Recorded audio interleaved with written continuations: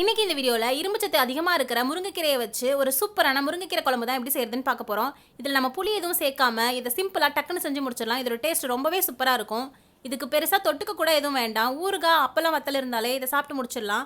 இப்போ வாங்க இந்த குழம்பு எப்படி செய்யறதுன்னு பார்க்கலாம்.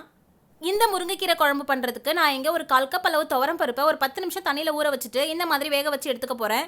நான் இங்கே கடாயிலே வேக வச்சு எடுத்துக்க போகிறேன். நீங்கள் குக்கரில் கூட சேர்த்து இதை வேக வச்சு எடுத்துக்கலாம். இப்போ இது நல்லா வெந்து வரட்டும்.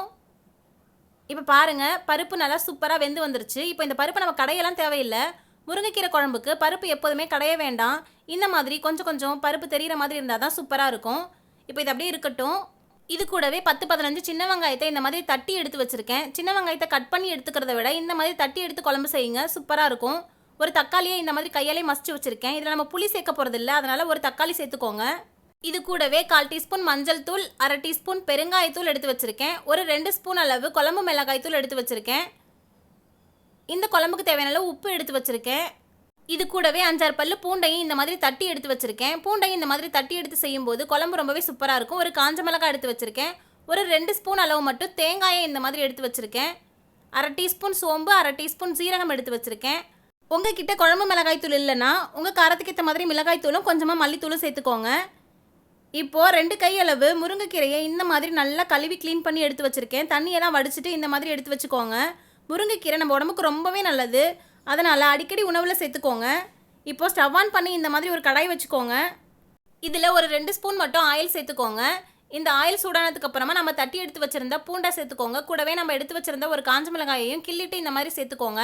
இப்போ இந்த பூண்டை ரொம்ப நேரம் வதக்க வேண்டிய அவசியம் கிடையாது. இந்த மாதிரி ஒரு தடவை நல்லா வதக்கி விட்டுட்டு இது கூடவே நம்ம தட்டி எடுத்து வச்சுருந்த சின்ன வெங்காயத்தையும் சேர்த்துக்கோங்க. சின்ன வெங்காயம் சேர்த்து செய்யும்போது குழம்பு ரொம்பவே சூப்பராக இருக்கும். உங்ககிட்ட சின்ன வெங்காயம் இல்லைனா நீங்கள் பெரிய வெங்காயம் கூட சேர்த்து செய்யலாம். இப்போ இந்த வெங்காயத்தையும் ரொம்ப நேரம் வதக்க தேவையில்லை. இப்போ 2 தடவை நல்லா வதக்கி விட்டதுக்கு அப்புறமா நம்ம எடுத்து வச்சிருந்த தக்காளியும் சேர்த்துக்கோங்க. தக்காளி சேர்த்ததுக்கு அப்புறமும் இது ரொம்ப நேரம் வதக்க தேவையில்லை. இந்த வெங்காயம் தக்காளி பூண்டோட நிறம் மாற அளவுக்கு கொஞ்சம் நேரம் வதங்கி வந்தால் போதும். இப்போ பாருங்கள், இந்த மாதிரி வதங்கி வந்துருச்சு. இந்த அளவுக்கு வதங்கினாலே போதும். இது கூட நம்ம எடுத்து வச்சுருந்த குழம்பு மிளகாய்த்தூள், பெருங்காயத்தூள், மஞ்சத்தூள், உப்பை சேர்த்துக்கோங்க. இப்போ இது எல்லாத்தையும் சேர்த்ததுக்கு அப்புறமா மறுபடியும் இது ரொம்ப நேரம்லாம் வதக்க வேண்டிய அவசியம் இல்லை. கொஞ்சம் நேரம் வதங்கினாலே போதும். இந்த குழம்பை நம்ம சிம்பிளாக டக்குன்னு செஞ்சு முடிச்சிடலாம். இதில் எதுவுமே ரொம்ப நேரம் வதக்கி டைம் எல்லாம் ஆகாது. இப்போ இதை ஓரளவு வதக்கினதுக்கு அப்புறமா இப்போ இதில் தண்ணி சேர்த்துக்கோங்க. உங்களுக்கு குழம்பு எந்த அளவு வேணுமோ அந்தளவு இதில் தண்ணி சேர்த்துக்கோங்க. இந்த மாதிரி தண்ணி சேர்த்ததுக்கு அப்புறமா மறுபடியும் இதை ஒரு தடவை நல்லா கலந்து விட்டுட்டு இது கொஞ்சம் நேரம் கொதிச்சு வர வரைக்கும் நம்ம வெயிட் பண்ணலாம். இது கொஞ்சம் கொதிச்சு வரட்டும். இப்போ பாருங்கள், குழம்பு நல்லா கொதிக்க ஆரம்பிச்சிருச்சு. இப்போ இந்த ஸ்டேஜில் நம்ம வேக வச்சு எடுத்து வச்சுருந்த துவரம் பருப்பை இதில் சேர்த்துக்கோங்க. பருப்பு சேர்த்ததுக்கு அப்புறமா மறுபடியும் இது நல்லா ஒரு தடவை கலந்து விட்டுட்டு திருப்பியும் இதை கொஞ்சம் நேரம் கொதிக்க விடுங்க. இது கொஞ்சம் நேரம் கொதிச்சு வரட்டும். இப்போ பாருங்கள், மறுபடியும் குழம்பு நல்லா கொதிக்க ஆரம்பிச்சிருச்சு. இப்போ இந்த ஸ்டேஜில் நாம் க்ளீன் பண்ணி எடுத்து வச்சுருந்த முருங்கைக்கீரையை இதில் சேர்த்துக்கோங்க. முருங்கைக்கீரை சேர்த்ததுக்கு அப்புறமா குழம்பு ரொம்ப நேரம் கொதிக்க விடக்கூடாது. ஒரு 2லேருந்து 3 நிமிஷம் மட்டும் இது கொதிச்சு வந்தால் போதும். முருங்கைக்கீரையோட பச்சை நிறம் மாறாமல் 2லேருந்து 3 நிமிஷம் மட்டுமே வேக விட்டு எடுத்துக்கும் போது தான் இந்த குழம்பு ரொம்பவே சூப்பராக இருக்கும். கீரையோட சத்துக்கள் முழுமையாகவும் நமக்கு கிடைக்கும். முருங்கைக்கீரையில் இந்த மாதிரி ஒரு தடவை குழம்பு செஞ்சு உங்கள் வீட்டில் இருக்கிறவங்களுக்கு சாப்பிட கொடுங்க. முருங்கைக்கீரையே பிடிக்காதுன்னு சொல்கிறவங்க கூட இது ரொம்பவே விரும்பி சாப்பிடுவாங்க. இந்த குழம்பு ரொம்பவே சூப்பராக இருக்கும். கண்டிப்பாக ட்ரை பண்ணி பாருங்கள். இப்போ இந்த குழம்பு ஒரு 2 நிமிஷம் மட்டும் நல்லா கொதிச்சுட்டு இருக்கட்டும். இப்போ இந்த மாதிரி ஒரு மிக்ஸி ஜார் எடுத்துக்கோங்க. இதில் நம்ம எடுத்து வச்சுருந்த தேங்காய், சோம்பு, சீரகம் 3த்தையும் இதில் சேர்த்துக்கோங்க. இப்போ இது தண்ணி எதுவும் சேர்த்துடாமல் நல்லா கொரகொரப்பாக அரைச்சி எடுத்துகிட்டு வந்துக்கலாம். இந்த மாதிரி அரைச்சி குழம்புல சேர்க்கும்போது குழம்போட டேஸ்ட் இன்னுமே கொஞ்சம் கூடுதல் சுவையோடு இருக்கும். கண்டிப்பாக ட்ரை பண்ணி பாருங்கள். இப்போ குழம்பு இந்த மாதிரி கொதிச்சு வந்துருச்சு. இதுக்கு மேலே இந்த குழம்பு கொதிக்க விட வேண்டாம். கீரையோட நிறம் மாறாமல் எவ்வளோ சூப்பராக வெந்து வந்திருக்கு பாருங்கள்.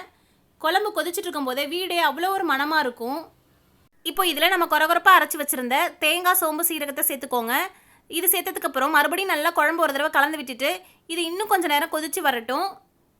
இப்போ ஒரு கொதி வந்ததுக்கப்புறம் இந்த மாதிரி ஒரு தடவை கலந்து விட்டுட்டு இப்போ ஸ்டவ் ஆஃப் பண்ணிவிடுங்க. அவ்வளோதான். இதுக்கு மேலே இந்த குழம்பு நம்ம கொதிக்க வைக்க வேண்டிய அவசியம் கிடையாது. இப்போ ஸ்டவ் ஆஃப் பண்ணதுக்கப்புறமா இந்த குழம்புக்கு நம்ம ஒரு தாளிப்பு சேர்த்துக்க போகிறோம்.